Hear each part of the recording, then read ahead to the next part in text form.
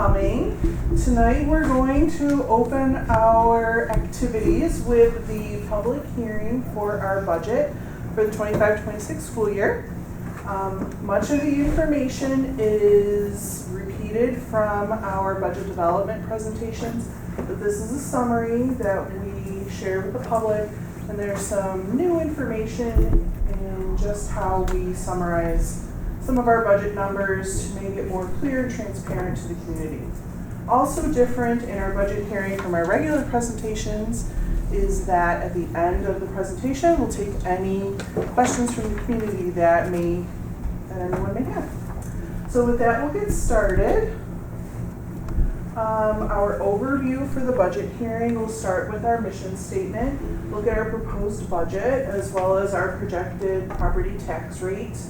And then we'll review contingency budget information, budget vote and board member election, and then the electronic voting and feedback survey. So those are the topics that are new for the budget hearing versus our budget presentations.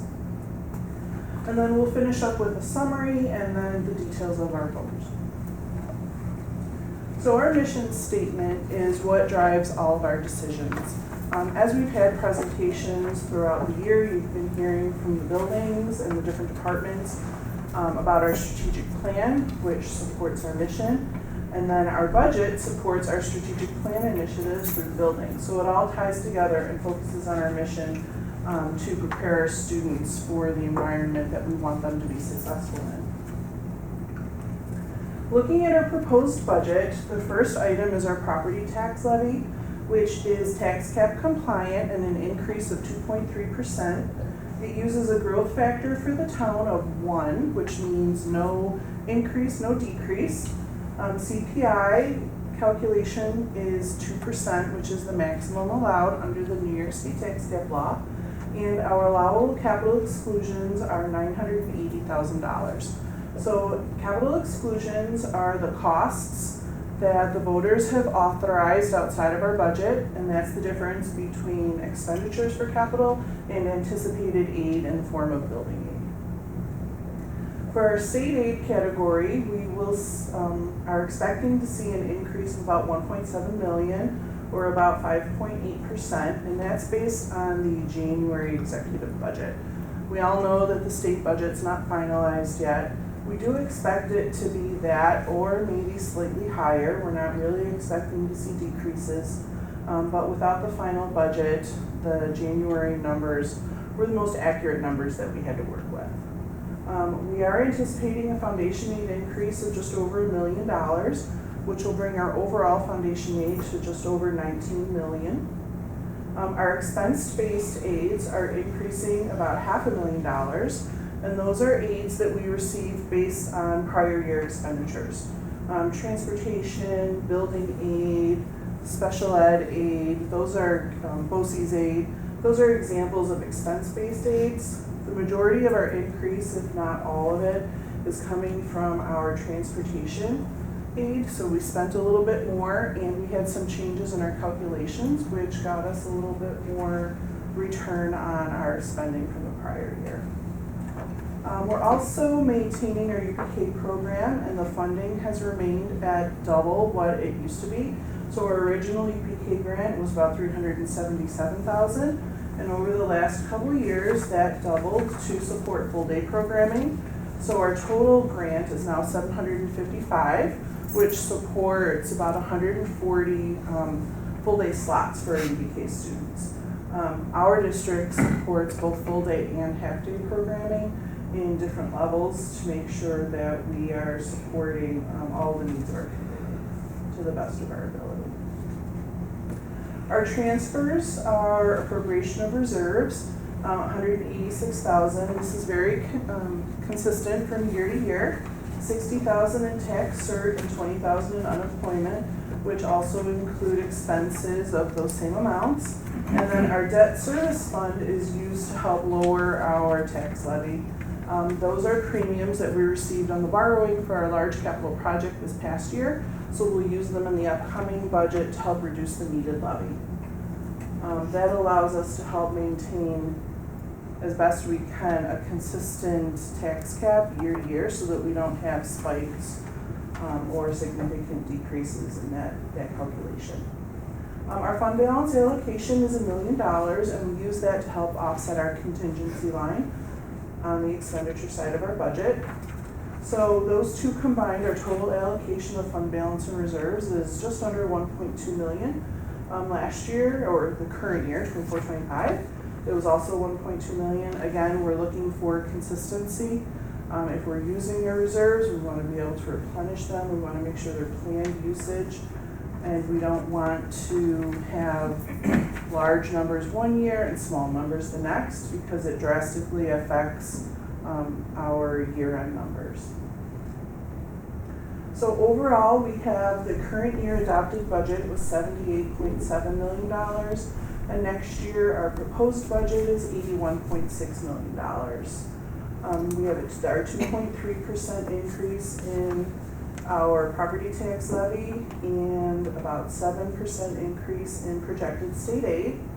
And then the rest of the categories are a little bit smaller.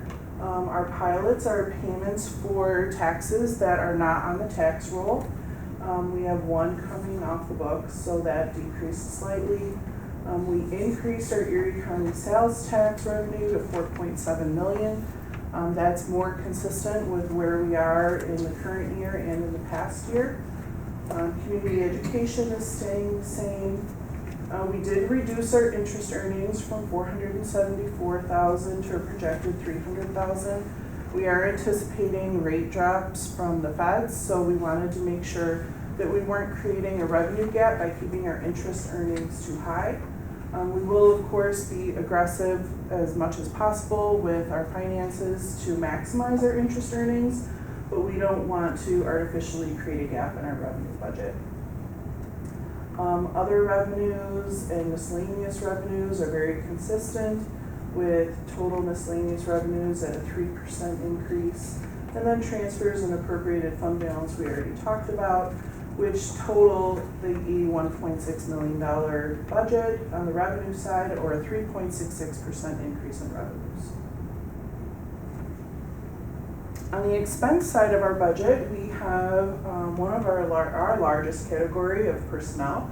So these are salaries, which are going up about 2.3%, or $845,000. So this does include contract negotiation and proposed staffing changes that we'll talk about in a couple slides. On the benefits side, our ERS rate is projected to go from 15.2 to 16.5%. The TRS rate is staying pretty similar. It's a small drop from 10.11 to 9.59%. FICA Med will see an increase in spending due to increase in salary expenditures. Our health insurance budget will be about $9.7 million this year, which is an increase in our budget of $276,000. This is less than what our consultants are recommending. They did suggest we go a little bit higher, but we're trying to maintain consistency and small increases each year versus large increases that'll negatively affect our budget. And then our workers' comp premiums have a decrease of about $77,000, or 23%. So we've had several good years, so our premiums have dropped a little bit. In general support, we have an increase of $163,000, or about 5%. Liability insurance premium was a driver for this.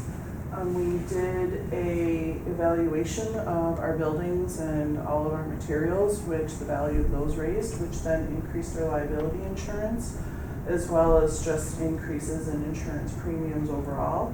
Our utilities are projected to increase with gas and electric. That's not a surprise to anybody.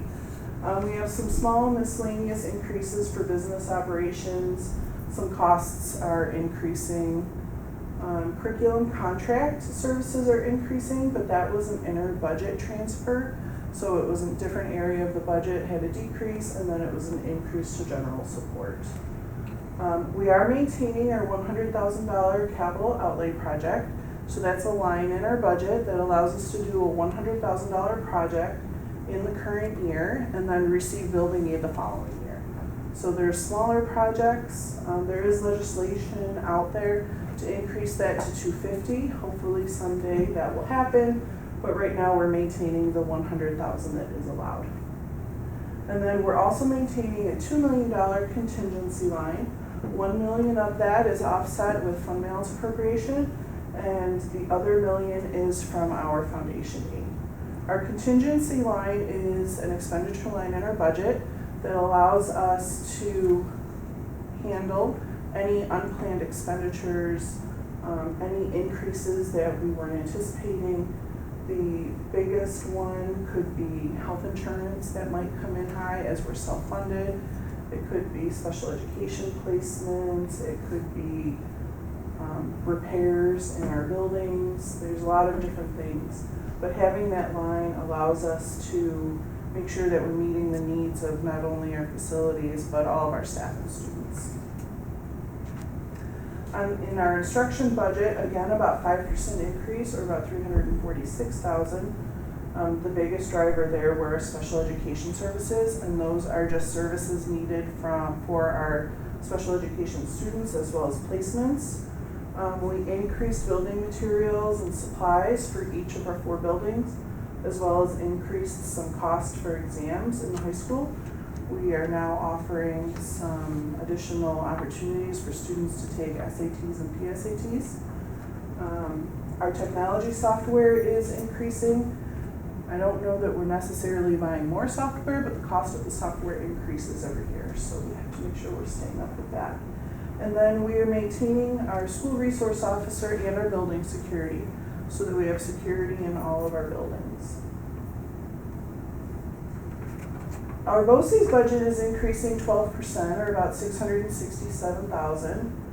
Again, a large driver for this was our special education tuition and services based on our projected enrollment. We also had a larger number of students attending CTE programs this year, so that is a 1-year delay. So the students that attend this year, we pay for next year, and that goes. We have some capital expense increases in BOCES for some rentals and work that they're doing. Miscellaneous changes based on our updated participation. We have a meeting every February to look at what our needs are for all of the different coasters that BOCES allows, and then we adjust our budget accordingly. We are continuing our technology replacement schedule, but we did not need a budget increase to do that. So several years ago, we were increasing our budget a little bit every year to the point that we now have the budget where we need it to be able to rotate purchases through every year without increasing the budget further. And then we also saw a reduction in one category through BOCES of all our alternative education programming. There were 2 programs that BOCES eliminated. So we're now servicing some of those students who were attending those programs in a new program in the middle school and high school in-house. Our transportation budget is going up about 8%, or $387,000. This is an estimated increase, and we are in year 2 of a 3-year extension.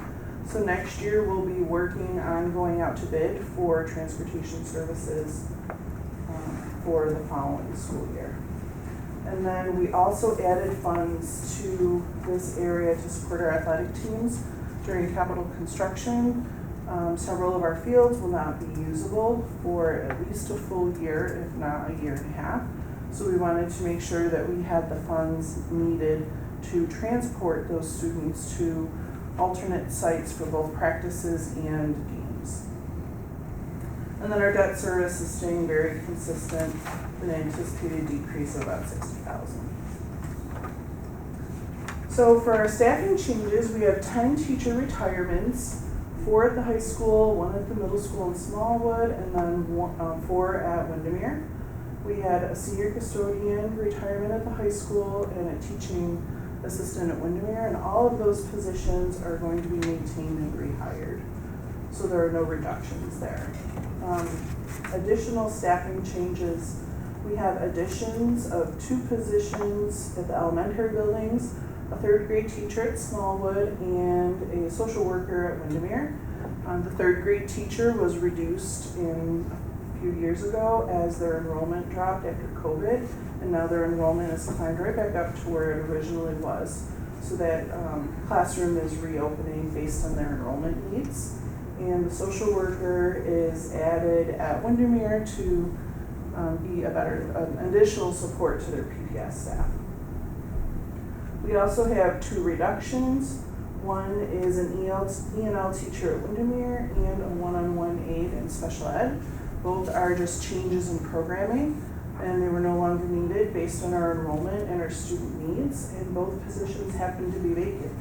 So one had a sub in it, and that just won't be renewed next year, and the other was a resignation, so we just won't fill that again. So again, even though we have a couple reductions, no one is being cut or laid off. So on the expenditure side of our budget, we have our current year of $78.7 million, and this upcoming year will be $81.672 million, which was a 3.66% increase in spending for about $2.9 million. The largest increase, as we would expect, is between personnel and benefits, but the largest percentage increase was actually in BOCES. So on to a couple things that are different in the budget hearing versus our budget presentations. Our budget hearing requires us to share a summary of our budget in 2 different formats, a tripartite budget and a component budget.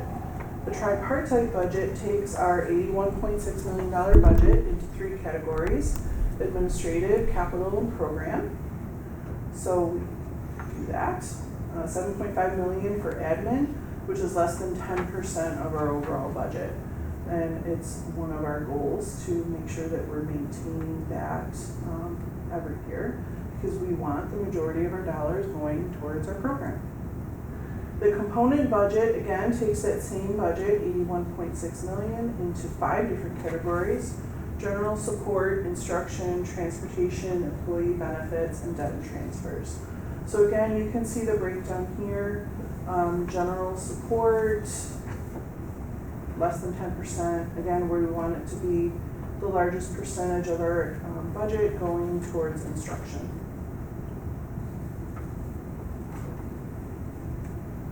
We talked a little bit about the capital outlay, so this is just a little bit more information on what that outlay project will look like. A $100,000 limit, which is annual. It's authorized by the voters, as all capital projects need to be, but it's authorized as part of our overall budget. And this upcoming year, in 25-26, we'll be doing security enhancements and window film at the middle school. So over the last couple years, we have done projects on the 3M film at all of our buildings, and our goal is just to continue that work until we have them all done. So the $100,000 most likely, I think actually positively, won't be enough to do the whole middle school. So we'll section it off. We'll do half or a little more than half maybe, and then next year the outlay will cover the second portion and finish the building. And then the 3 years from now, we'll move on to the high school and make sure that we have all that done. And our team is also working these outlay projects with our large capital project to make sure that nothing's overlapping, but that everything is meshing and working in conjunction with each other. So overall, we have a 3-year forecast. You can see we have a current year balanced budget and a projected budget for next year that's also balanced, which is a requirement for school districts. But then in the subsequent 2 years, we put forth estimates so that we can see where we think we're going to be heading. Obviously, we show a gap, but these are very conservative estimates. We assume 0 increase in foundation aid. So any increase in foundation aid helps reduce those gaps. And then additionally, we're assuming no retirements, no changes, no reductions whatsoever in any of our categories.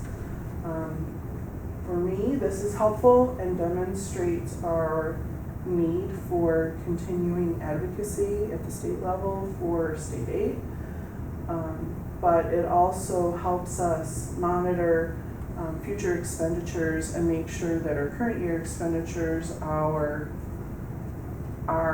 looking forward in the future and making sure that they are sustainable and usable purchases, so that in the future, if we do have to make any reductions, we're not cutting ourselves short and leaving our programs or our students without something they need.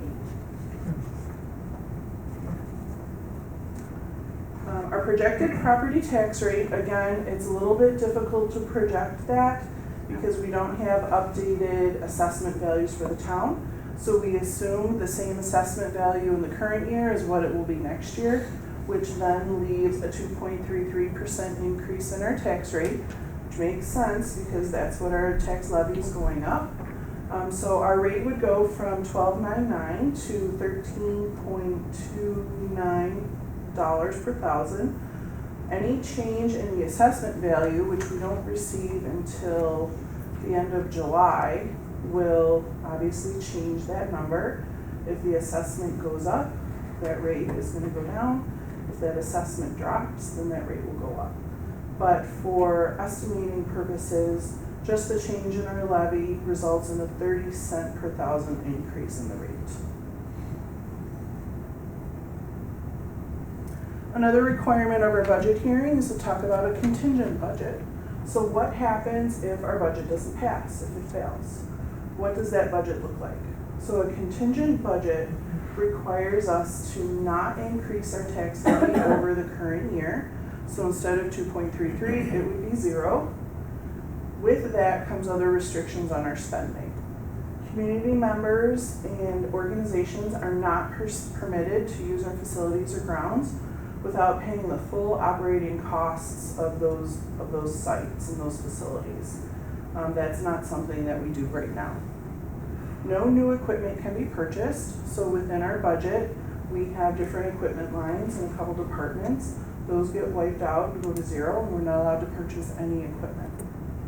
No non-essential maintenance can be performed, so if we're updating furniture, if we're painting, if we're upgrading fixtures, none of that can happen. We can only make repairs that are essential to the operation of the district. No capital expenditures can be made outside of an emergency situation. Again, only something that would affect our students in our programming. No changes in salary for any non-unionized employees.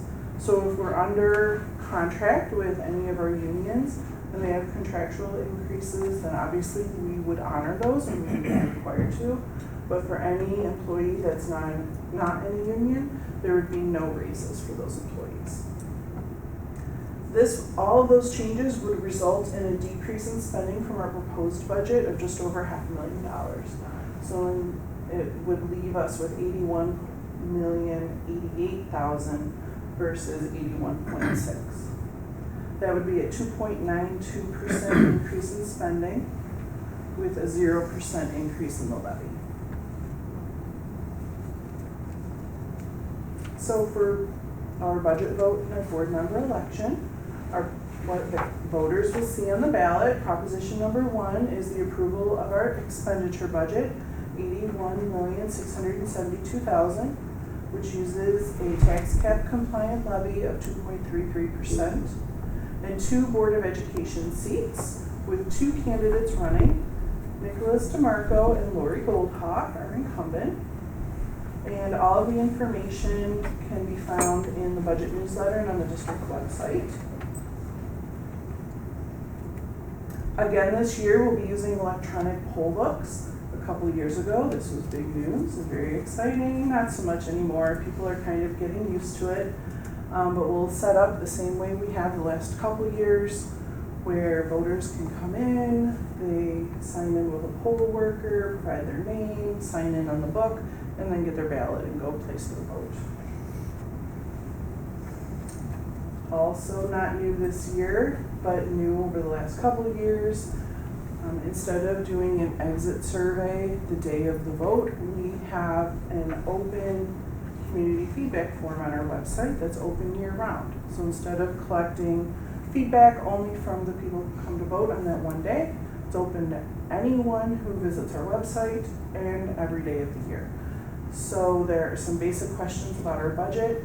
Then there's also an opportunity to provide any feedback that you may have not related to a specific question. And then Ms. Sasenko and I both monitor for any responses that come through. So that's also available for all of our community. So summary, what are the facts? So our budget focuses on what our kids need: instruction, health and safety, and social emotional needs for our students. All of our programs, athletics, and extracurriculars remain intact. There are no reductions in programming. An estimated increase in state aid allows us to come up with this proposed budget and maintain a consistent appropriation of reserves. The tax levy is tax cap compliant at 2.33%, and a passed budget allows us to have the community continue to use our buildings and facilities without additional costs. The details of our vote: Tuesday, May 20th, 7 a.m. to 9 p.m. Come visit us, come vote. We will be in the Amherst High School South Gymnasium for the day. And if you are out of town, or community members are out of town, they're still able to cast their vote by contacting Ms. Custodi and requesting early ballots or absentee ballots. So those can be submitted ahead of time so that even if you're not in town that day or not able to attend, you can still cast your vote. Does anybody have any questions? I have a couple of questions. Just like when you said the essential equipment in the contingency budget, or essential maintenance too, like, or no new equipment, essential. So is painting a room, a classroom, would that be essential or non-essential maintenance? That would be non-essential. The projector in my classroom fails, the computer, one controlled by the computer, stops functioning. Is that essential or non-essential? Would that, under a contingency budget, if I were teaching in that classroom, could I get a new projector, or is like I'm stuck without a projector for the rest of the year? You could get a new projector. That would be considered material and supply.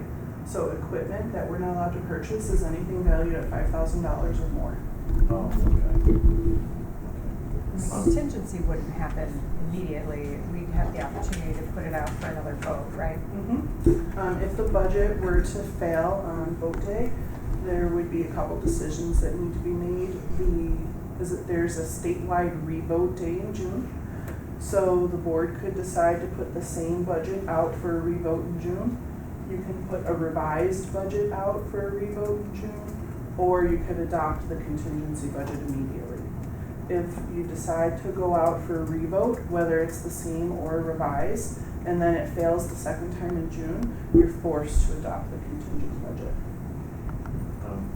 The other thing is, I know at least at the high school, there have been a couple of late resignations. Were those included, the breakage involved in those resignations? No. So that's not reflected in the budget? This is reflected information that we received as of budget adoption, which the board adopted our budget. Okay. Obviously, we'll have that breakage in next year's budget, but it's not included here. Right. Okay. Thanks. Any other questions? Okay. Well, with that, we will close the hearing for the budget vote and turn it over to Vice President for the board meeting. Yes, thank you, Mrs. Mtg. I'd like to call this meeting to order. Please rise to say the pledge.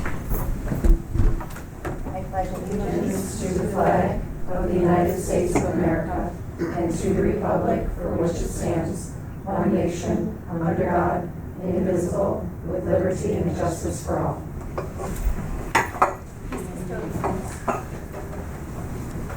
You don't have any visitors wishing to speak? No. We do have some correspondence from Mr. Dave Lowry. He wanted to thank the Board of Education for nominating him to serve as the NISBA Area 1 Director. So we appreciate that. And we can move on to the report of board committees. Mrs. Goldhawk, audit committee report. Yes, we had an audit committee meeting on April 24th, where we reviewed the auditor's risk assessment that they provided, the internal auditors, and there were very positive results, very few concerns on anything. The committee did approve a recommendation to move forward with testing the special education expense billing as something that the internal auditors will then review, and we should have results on that in June.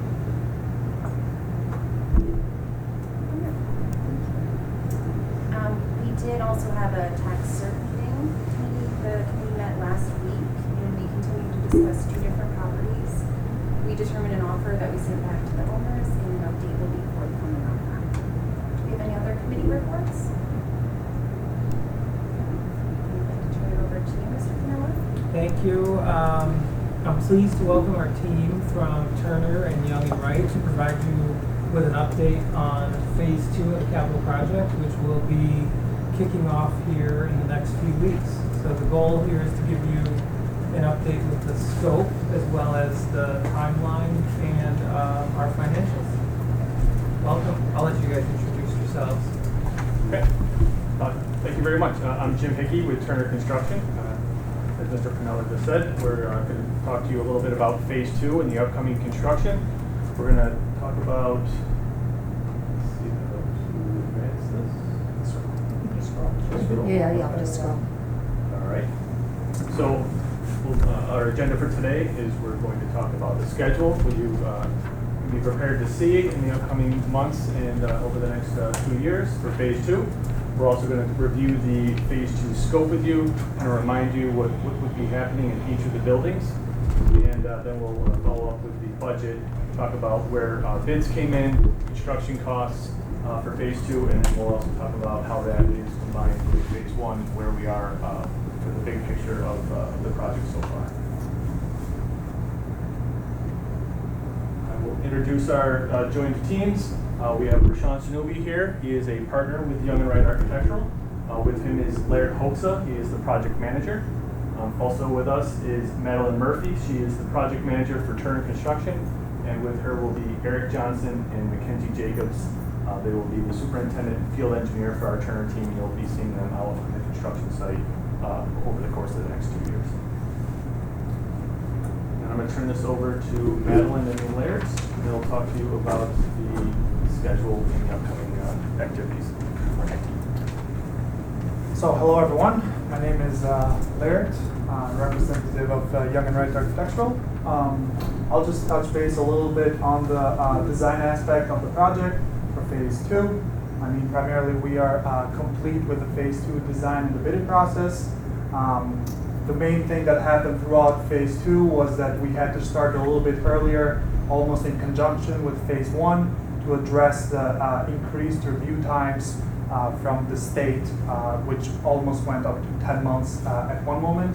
In order for us to stay on pace with the construction and the district requests, we were able to turn that into June, which went into the State Department, and then we were able to get an approval from the State Department January of this year. And then we were able to issue a set to bid in February and accept bids as soon as possible in March, essentially. And I'll hand it over to Madeline to go over a little bit of the construction of Phase 2. Sure. Thanks, Larry. So I'm Madeline Murphy. I'm your Turner project manager. So from a construction timeline standpoint, you would have seen 2 rounds of award of contracts in April at the board level. So that would have been our traditional bid contracts, as well as some of the state contract and cooperative agreements that all sort of comprise into our partners for the Phase 2 of the project. Contractor onboarding really takes place as soon as that notice of proceed comes out the next day. And we'll start gathering things like bonds and insurances and wage rate schedules and some early deliverables from the contractors to get them onboarded so that we can start construction strong. So as you can see from the bold orange construction line, we did start construction this week, which is really exciting for all of us. That is going to carry us through the end of November, and then we'll have closeout coming after that. So this phase of the project does touch all 4 buildings. Phase 1 touched only 2 of the 4. This now touches all 4, plus our highly anticipated new turf complex.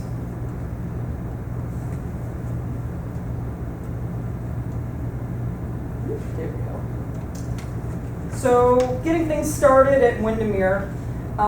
First and foremost, we get things started in 2025 with the new UPK edition. Try and center this up a little bit better. So you'll see that over in pink of where it's going to be constructed on the north end of the campus. If you drove over there in the last couple days, you've seen fencing starting to go up. So we'll get that work started now.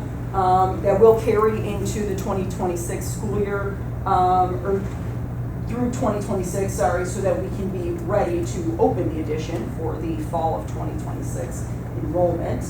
Also slated on our list for 2025 is going to be the public address and clock systems upgrades. So from my picture and graphic that you see on the left-hand side, that's going to be all those little dots that you see all around. That's a clock and a speaker in every one of those areas in sort of the purple and pink as you see throughout. We'll also be upgrading the tennis pickleball activity courts, similar to what we did at Smallwood this past summer. Kind of similar scope of work, and I got a picture of what they kind of currently look like there at the top left of some of the in real life photos. And then we'll also be doing the IT room renovation. So a lot of that is going to be providing some security, card swipe access, security cameras to monitor the access in the IT room, as well as making sure that they get air conditioning so that they can be running optimally. For 2026, this building will get the secure entrance renovations completed, so that's going to be in that green area as you see down below, as well as some of the improvements in the main office to get their air conditioning running good. Bit of a common theme throughout, but a lot of the decisions of sort of what goes in 2025 versus 2026 was not only district priority and kind of where the highest needs are, but also taking a look at which scopes of work made sense from a construction timeline. So fighting a lot of lead time concerns, supply chain type issues. So when can we put that in place that's least impactful to the district that gets here on time is sort of what drives a lot of those decisions. What does secure entrance mean? What renovations are you making to make it more secure? Do you want to talk about the design? Yes. Have at there. Perfect. Great question, yes. So part of Windermere's top scope items was improving the secure entry. Essentially what secure entry means is we add another layer to admitting a visitor into a school. So essentially you will have to go through the first check-in by introducing an audio and video and a buzzer system. And then after you go that first check-in, all the doors are still locked. You would have to go into a waiting area where you would have to be checked in by attendance clerk from the district, which essentially will ask you, what's your business in the school, who are you, what are you doing here? And after you've been cleared, they hit the second buzzer, which opens a second door, which essentially allows the visitor into the school's property interior, essentially. This is already, the first layer is already done throughout the district, but we're introducing the second layer of security. At Windermere, we impacted around 350 square feet of space to introduce this secure entry. The main idea was to provide a more controlled access, essentially between not arrival or dismissal, but between that time where visitors show up at the school. Because of the layout of the current main office, we were able to minimally impact how they currently function in the main office, but still provide that controlled space, which we're now calling secure entrance space, essentially. So this is our first building that we have. This isn't till 2026 in this building. Yes, the small will be. So, yeah, I believe we will not have it there until 2026. Is that Smallwood or Wyndham? This is Wyndham. That's what I thought it was Wyndham. Yeah. Yes. But the Smallwood secure entry is in 25, and the middle school is in 26 as well. We didn't want to do all three of them at once, but if you're familiar with Windermere, which I know many of you are, if you look at that design, you know, when you come in from the outside in the main doors, you know, it's an open area where you're outside the auditorium, and there's almost free access as you get through those doors. So there's a wall that is going to go up there with secure doors. That is, you know, at that point where you walk through and you clear the current main office, that will be the second layer of security before somebody gets buzzed in and checked in the secure waiting area.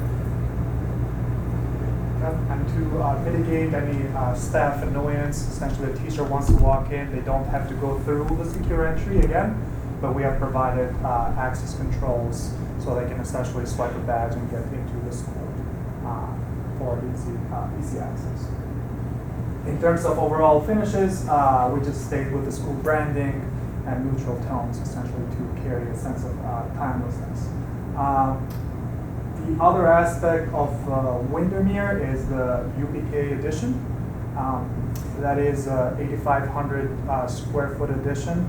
The intent behind it was to address the increased demand that the district had for more UPK classrooms. That is composed of four, I'll call them four typical classrooms and one multi-purpose classroom. That was shaped to address the curriculum that the district currently has. Some typical elevations of the classrooms you'll see below, but every classroom right now has storage space, ADA compliant toilet, which is bigger than our typical toilets, kitchenette area, cubby area, and a lot of storage on all the perimeter of the rooms. This improves on what the district currently has on these classrooms on all of those aspects. Go down. With that addition, would it have air conditioning? Currently, it would not have air conditioning. However, I guess the next point that comes in is we were able to provide as big of an opening on the windows as we could, essentially, on both sides of the addition, on the east and the west side, to provide maximum natural ventilation. And also the current heating system would be dedicated to the UPK, essentially. So that would provide a better air control within the addition. In terms of facade, we intended to carry the brick facade that Windermere essentially has on that front face, but we wanted to essentially break it up a little bit so you can see that, hey, there's a new addition on the side of this building, but done in a way that doesn't stand out essentially a lot more than we needed to. On the front face here, you'll see the entrance. The entrance is meant to be dedicated for arrival and dismissal primarily. That is to push all visitors going towards the secure entrance that we just created and not to create another bypass essentially in the building. Another aspect of our UPK addition was essentially the carved area that we saw west of the building. We were able to sort of combine two scope items that were identified in pre-ref, one of them being a covered playground space. In order to stay in line with the principle of controlled access, we sort of incorporated that playground into the design of the UPK. However, we still kept a decorative aluminum fence, which will be 6 foot high, essentially providing this semi-closed space for the children, which would address the curriculum needs of outdoor spaces for the kids, but still be in a secure area, controlled. At the same time, they would have access from inside the corridor of the UPK, which would provide that need, and which allowed us to combine some covered areas, but also go through the process go through the fun process, I should say, of creating these equipment more addressing the needs of young kids, 2 to 4-year-olds essentially.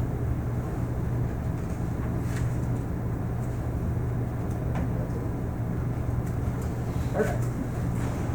So focusing in on Smallwood, a lot of our work does take place in 2025 at this building. First thing on the to-do list is the public address clock system. So we actually did get that work started as of yesterday, which was exciting.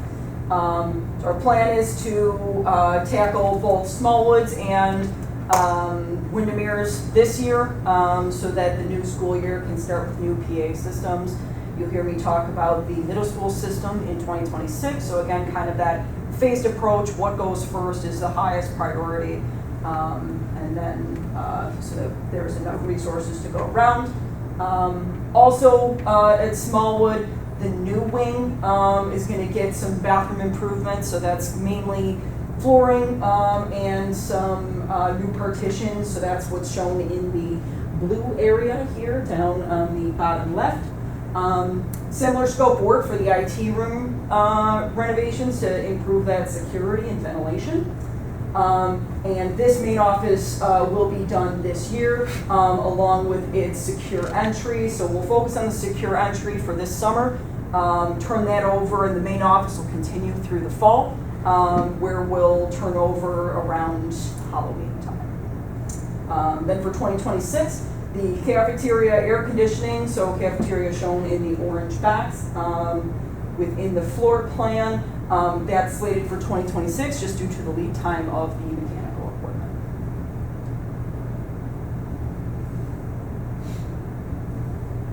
Design. So you'll see here is the secure entry for Smallwood Elementary. Here we impacted around 1,200 square feet of space. A lot of the principles that you were able to depict on Windermere are transmitted here as well. 2 layers of security, a waiting area, a transaction window, which would allow to increase that controlled access for the district. The reason why we had to expand into the main office here was that where we currently have our secure entrance, that's where the principal's office was, and we couldn't find a more economical way of getting around that. So we had to relocate the principal's office, sort of optimize a little bit the vice principal's office, and still keep the current layout how they're working through in the main office, essentially. That came with new casework, new finishes for the secure entry. And then as you'll see on the elevation side of things, we kept staying with school branding and neutral tones, essentially, to carry that same concept across the district.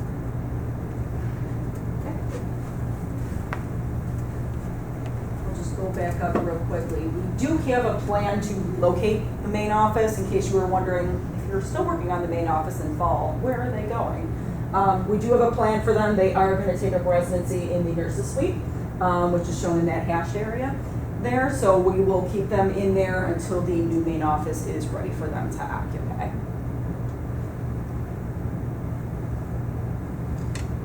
Middle school, pretty much the lion's share of our building work is here within this phase. So a lot of the motif for what happens in 2025 is going to be prep work and small things that we can get done that aren't that long lead time type concerns. So big stuff right off the get-go is going to be crawl space abatement and some supporting abatement and demolition within the classrooms.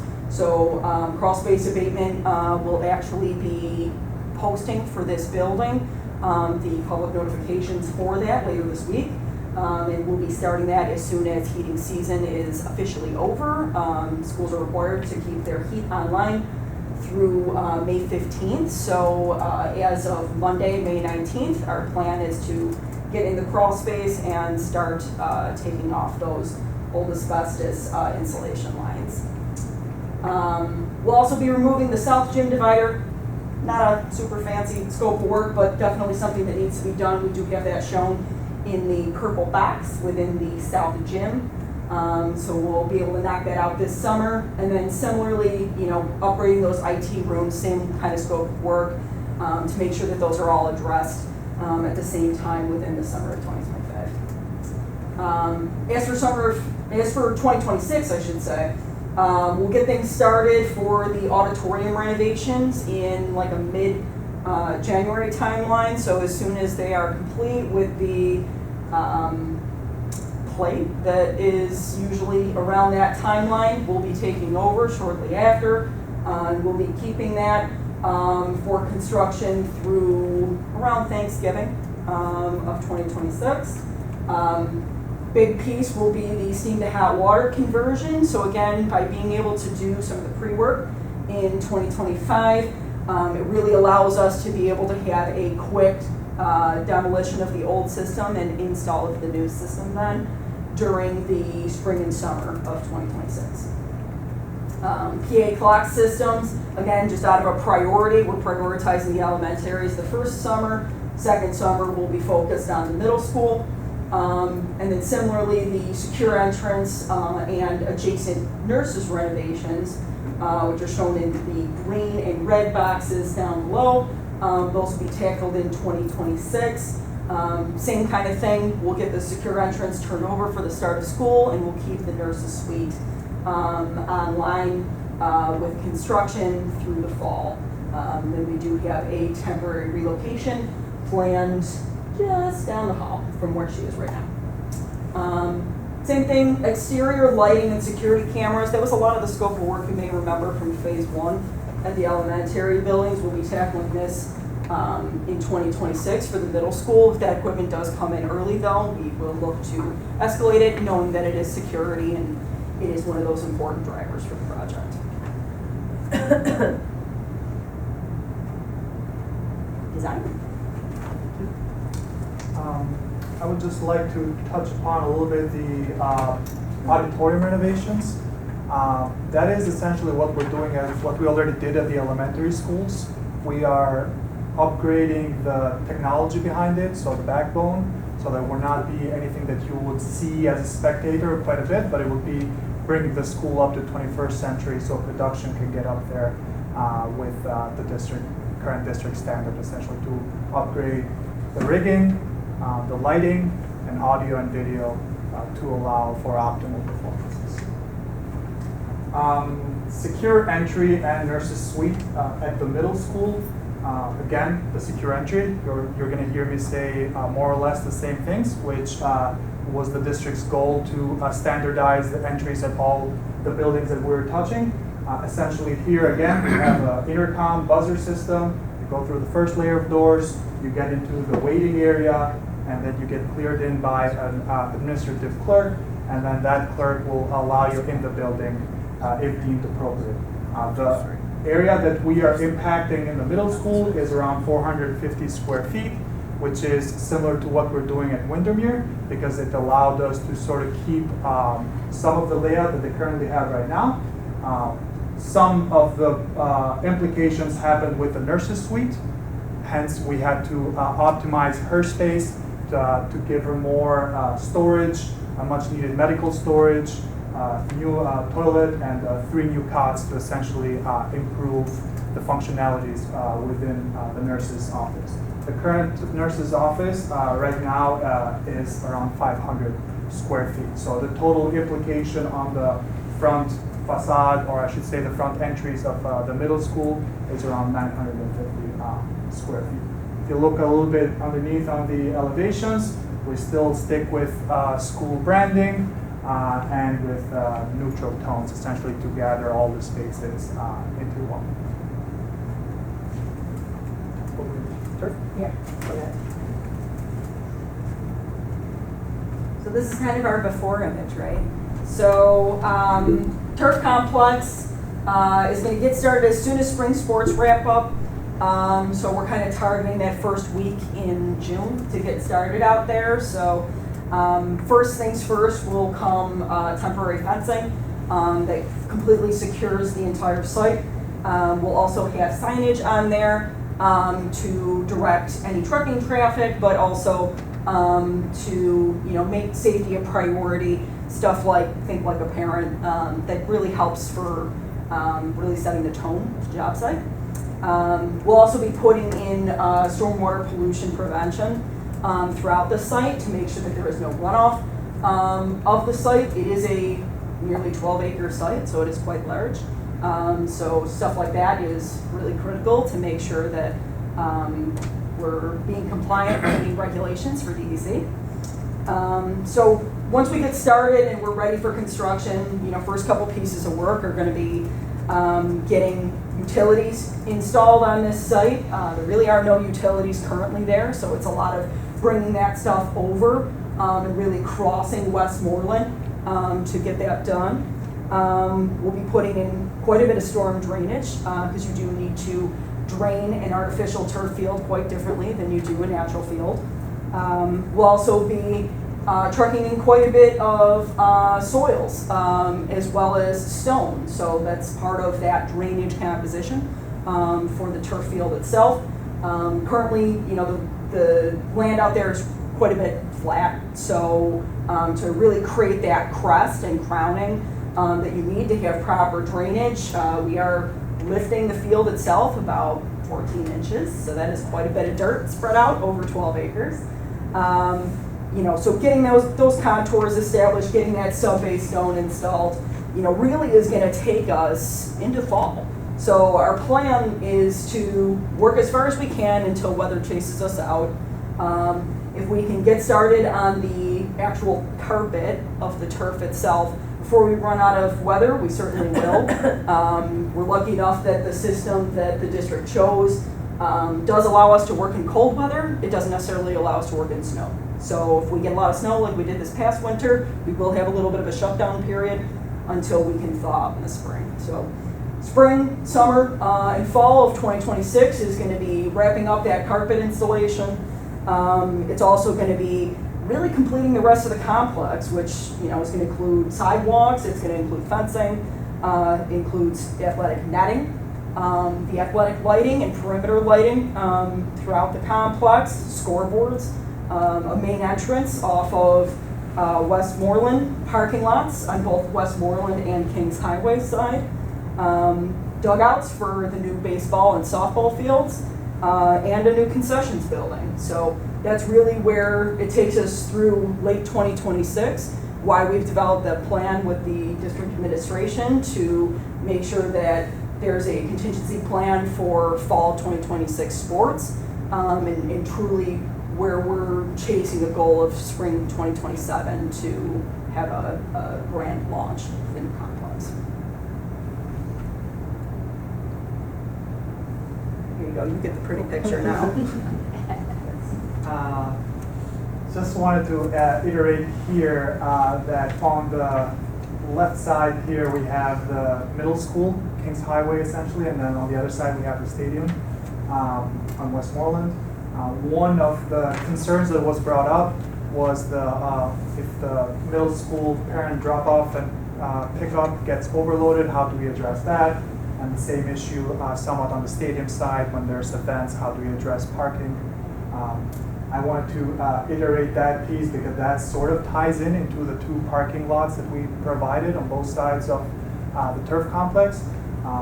Obviously, like Madeline said, this is close to 12 acres of a complex, so we were able to sit down multiple times with the district to develop a design that addressed their needs.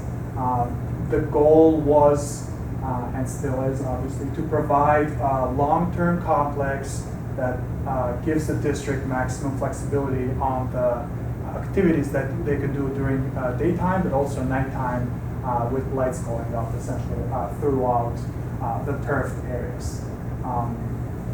This complex includes the loop here, which it will address primarily the parking needs of the complex, but if for whatever reason the other side of where the middle school is, they're having an overload of parents, they can sort of introduce this in their pickup and drop-off logistics, and that would allow them to use these additional parking areas. To address some of the crossing off the street for the kids, We have introduced in the project 2 raised crosswalks essentially from both sides of the street, which will have flashing beacons, which essentially district clerk or a volunteer would just need to press a button. The lights will start flashing, and that will tell whoever is driving that, hey, there's kids passing by, or the school is in the process of dropping off and picking up kids. That is done on both sides, so just in case there's something happening at the stadium as well. We've seen sometimes students needing to pass on the other side to play on the grass field. That will be addressed with a raised crosswalk and the flashing lights as well. If we get inside the stadium itself, I should say stadium, the complex itself, we have a baseball field, a softball field, and 2 multi-purpose fields. There is a grass and tree area which will provide that natural greenery. However, this is also the place where our storm retention system will live, which essentially will address any site drainage issues.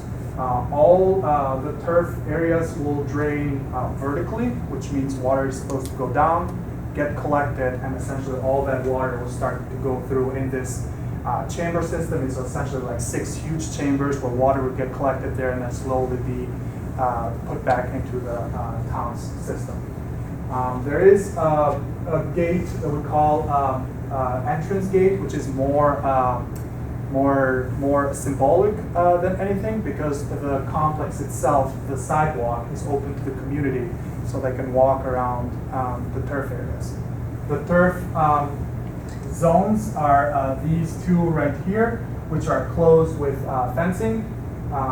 One of district's priorities was the safety when games are going on. So we provided high netting systems where there's any sort of dangerous play happening, but also we provided lower fencing where bleachers are, or like spectators would like to see the game essentially. We isolated those low areas only on the spots where we identified zones where people or parents would gather to watch the games.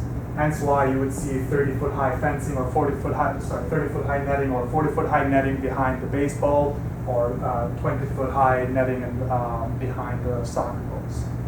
The concession stand is located centrally to provide maximum functionality for all the fields at the same time, so we don't move it more to the left or to the right. In terms of overall branding, we stayed similar to how we've gone throughout the whole project, kept with the school colors to provide a distinct feel. There's multiple portable bleachers around the complex. There's 4 dugouts areas, 2 of them, we call them home dugouts, which incorporate also a storage inside of them, and 2 visitor dugouts. There's 1 batting cage for each field. That's for softball and baseball. And then if I go down to the next slide. Could I ask, is the water retention area, is that just grass, or is it going to be like a rain garden that actually has some kind of more useful plantings for it? So you can do all sorts of activities on that area essentially. There's going to be trees sort of highlighting that area, but it wouldn't stop anybody from doing like. But that's not part of the project, as it is to like install like native plantings inside or something for.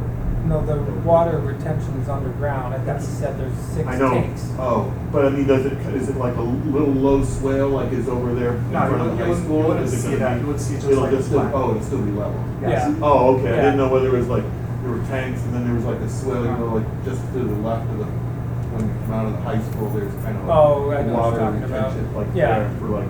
for No, drinking. this is underground. Oh, okay. Yeah. So all in here, Okay. all I know what the you're saying. drainage pipes would be under the turf complex, and all those Okay. pipes keep traveling underground until they get to the Oh, okay. system essentially.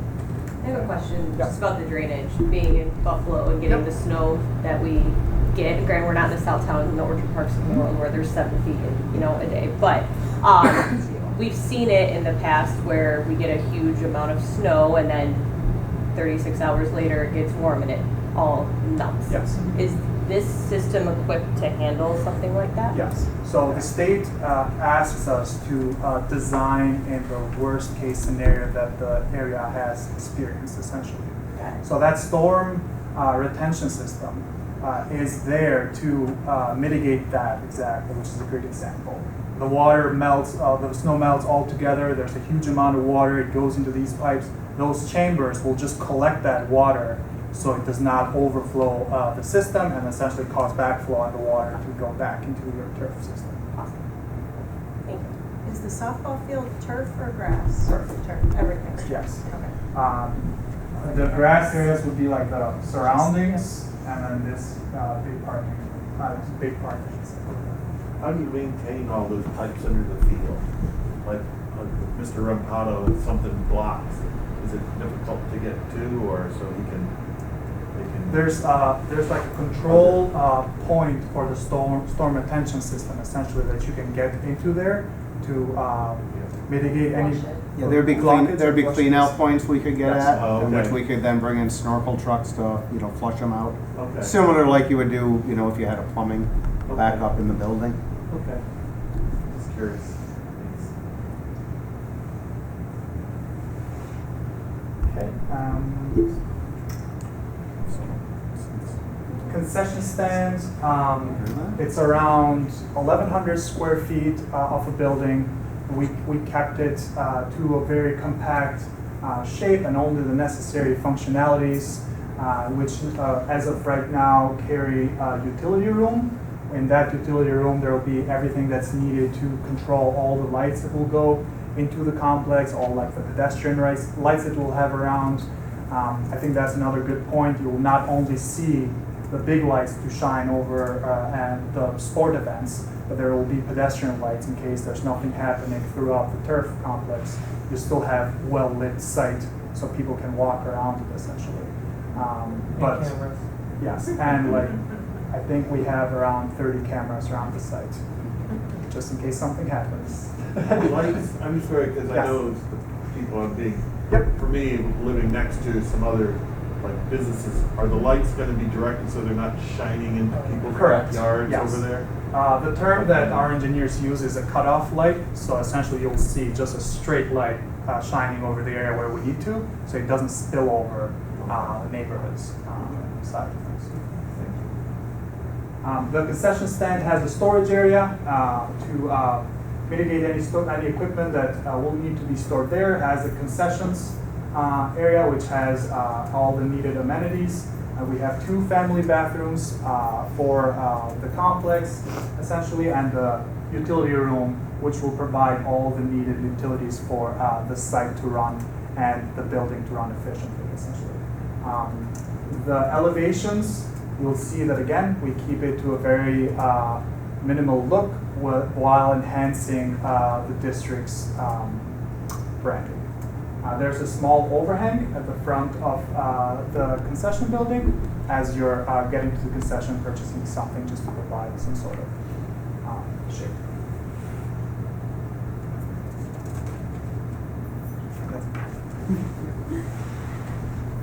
And last but not least, we do have a little bit of work slated for the high school. So largely the high school was slated for phase 3 work, but as we got further in the development of phase 2, we did identify a couple areas that needed some masonry repairs that created some leaks throughout the high school. So masonry that needs to be repaired, I have shown in sort of orange in a couple specific areas, athletic, stairwell, and against the auditorium. So we'll get those repaired, make sure that we bring the building back to a watertight condition, and then repair the plaster on the inside that is a little bit blistered and bubbled since then. Do you want to talk through anything on that? So in order for us to identify these areas, essentially, we had multiple site visits and masonry contractors essentially show up on site to sort of point out the areas where they would address first and what would they do in these cases, because obviously water is a big issue that we want to address immediately, hence why this scope came from. But also we needed their expertise, so our solution was as close to being realistic as possible, because there's 1,000 components to a wall that we need to address, and we want to make sure that we hit as many of those as possible. Ready to bring it home? Sure. Oh, Jim's back. We had a lot of scope to go over, so I will talk about the budget for phase 2 and break down some of these numbers so I can help you kind of understand what we're looking at. So the total construction bids for phase 2 is the $37.25 million that you see there on the top. So as Madeline had mentioned, the construction bids include your traditional bids that you awarded on April 1st. They also include the cooperative contracts that you awarded on April 22nd. Those cooperatives include your artificial turf, your scoreboards, your athletic lighting, your athletic entry signage, and your mechanical HVAC contract. That $37 million also includes your state contract, which is a public address and clock system to be put in the buildings. And then we're also holding a budget for your UPK playground and some building monument signs. So that's what makes up that $37.2 million. Below that is your construction contingency. Right now we're holding 7.5% of a value, so that's about $2.8 million. It is our hope that we don't have to spend that money and we're able to push as much as we can into phase 3. But as you know, construction contingency is for those types of unforeseen conditions, those things that come up during construction that need to be taken care of that are outside the original scope that we have to address as part of a change order. So we are holding $2.8 million to take care of that and hopefully use less than that. And then the third line item is your construction incidentals. We're holding 22%, which is $8.8 million. Incidentals are sort of your soft costs. Those are your architect and CM fees, your legal team, your financial advisors, your administrative costs, your third-party inspections and testings to make sure that everything is being conducted completely and appropriately to code, and then your furniture and equipment. So that makes up the 22%, and the 22 is basically a historical number that we've taken from past Amherst projects, so that we're making sure that we're holding that appropriately. Again, any money that we don't spend gets pushed into phase 3. So that pushes your phase 2 construction cost to $48.859031. So what we had projected at the beginning of the project for phase 2 was about $42.4 million. So we're showing an overrun of $6.4 million, which is roughly about 15% high. Very similar to what we discussed in phase 1, a lot of that can be contributed to just the cost of goods and services and how much that's sort of spiked with escalation over the past couple of years, much higher than what we had anticipated when these numbers were being pulled together. Also, workforce availability. Obviously, there's a lot of big projects going on, so the amount of available construction workers is much less. The timing. So when we combine phase 1 of the committed costs that we have, as well as the phase 2 costs that I just went over, your total referendum is $68.7 million. Phase 1, we were projected at $12.8 million, and as we had mentioned, we did not use a good percentage of that contingency that we were holding on to. So we're able to basically move $500,000 from phase 1 into phase 2 because we did not have to use those funds previously. So that puts us at $12.35 million, giving us a total, giving us with the total for phase 2, which is the 48.8, gives us $7.5 million roughly left over for phase 3. In phase 3, basically what we're doing right now is we're working with the district to prioritize the scope and then develop, Young and Wright will be developing their design documents, which will allow Turner to do an estimate and try to come up with some costs, which we would be able to review with the capital committee in the fall of 2025.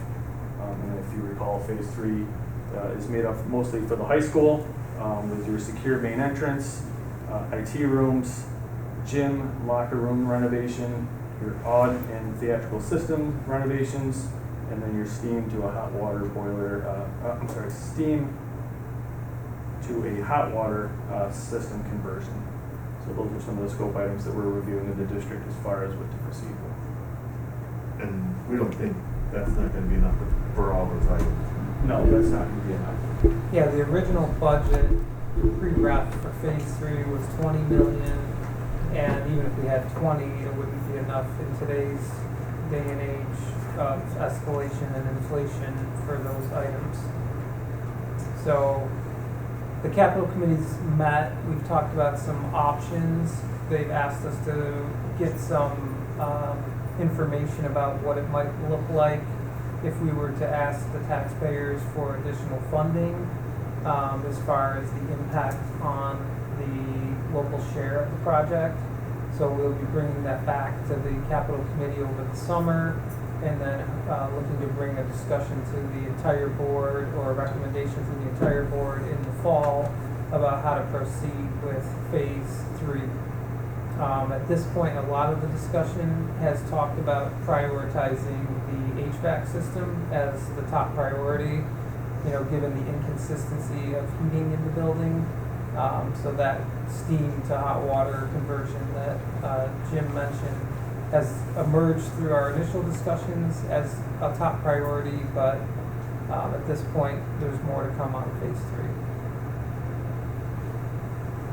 So with that, we'd be happy to answer any questions that you have. I know we threw quite a bit of information at you, so. Nice to see that you drew the short straw and had to do the financial piece. I'm sure you and Laura can commiserate now afterwards, because you had a similar experience. I'm sure it was a close vote when I voted. Yeah. Yes, thank you. Thank you. A lot of activity. I just wanted to share a couple good news items. So while Deb is queuing that up, I did receive on Friday a letter from NYSBA, the New York State School Boards Association. They have a board excellence recognition program. So there's 4 levels of recognition that they provide based on professional development activity. Level 2, we had one level 2 what's the word I'm looking for here? One level 2 honoree. And it was Paul Steinley, and he told me he didn't want the recognition, so I chose to do it when he's not here. But for level 2, he earned 150 points, which means that he gets a certificate and he'll be recognized in the On-Board magazine. So this is Paul's certificate. You can get to him. We had a level 3 Board Mastery Award honoree. And this person earned 250 points, so she will be given a certificate, free registration to a 1-day seminar, recognition in the On-Board magazine, and a commemorative padfolio. So congratulations to Lori Goldhawk. Yeah. Thought the padfolio was a complimentary gift for me until I read the brochure. Like, oh, look, Paul and Lori got certificates, I got a padfolio. Yeah. So that is good news. Keeping with the theme of good news, today is Teacher Appreciation Day, and there.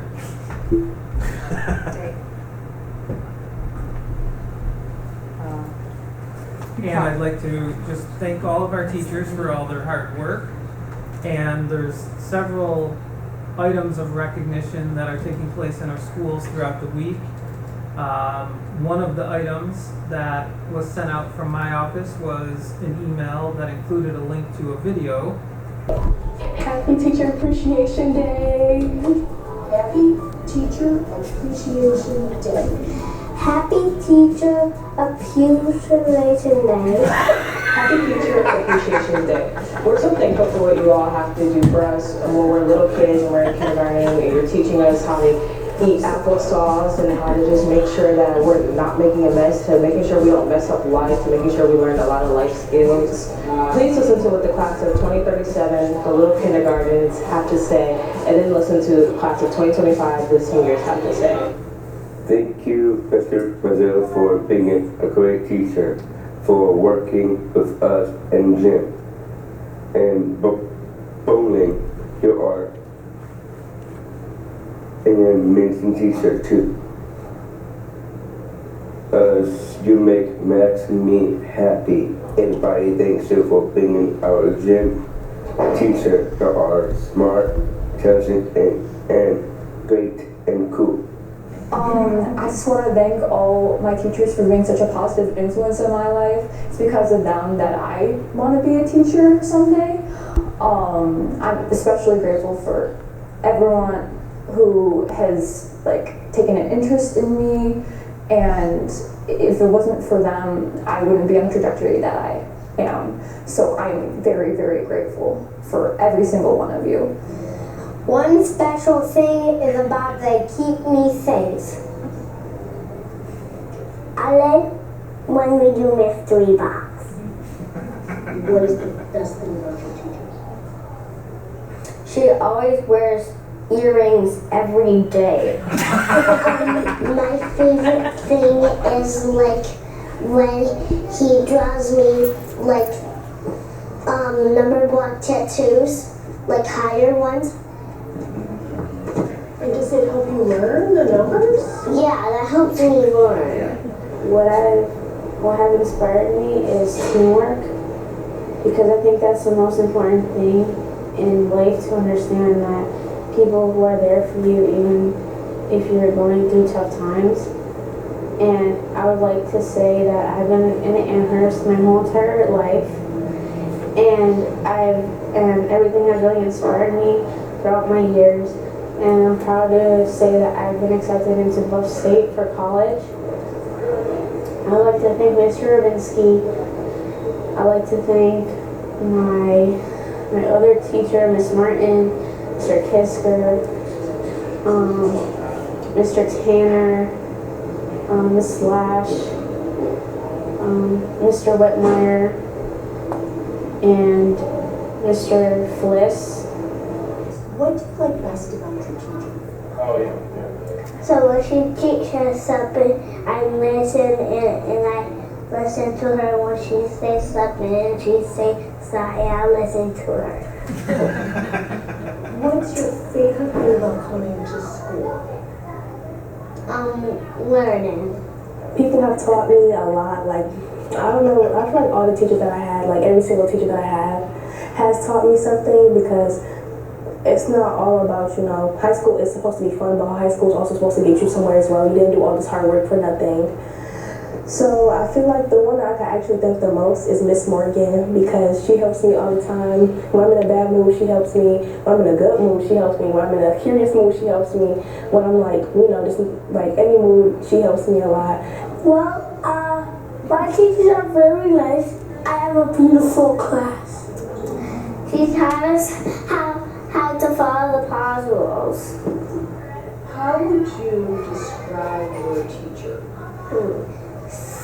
She likes helping us. She likes playing with us sometimes. What else? She likes learning with us. And that's it. A teacher that has impacted my high school experience, to be honest, is actually two. Mr. Frizzell and Mr. Newport. They're both science teachers. One is Mr. Frizzell is a bio teacher, and Mr. Newport is a science teacher. And Mr. Newport, he just always encourages me to do my best. If one bad thing gets in the way, that there's always another opportunity. If one door closes, there's another one opening. And he's just so inspirational. He makes sure that I stay on track.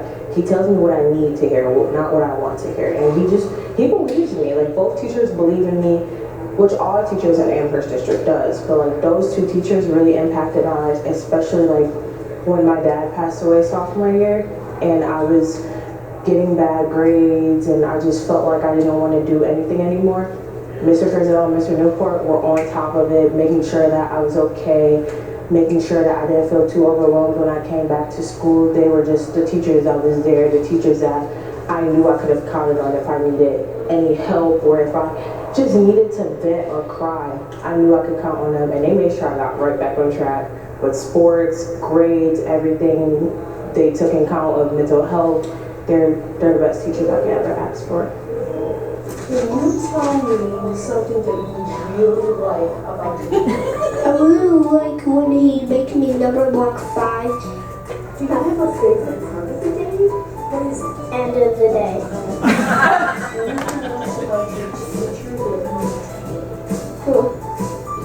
She loves all of our friends. And all of our friends say, I love you, Miss B. And that's it. We want to say thank you to all our teachers. Happy Teacher Appreciation Day. Happy Appreciation Teacher Day.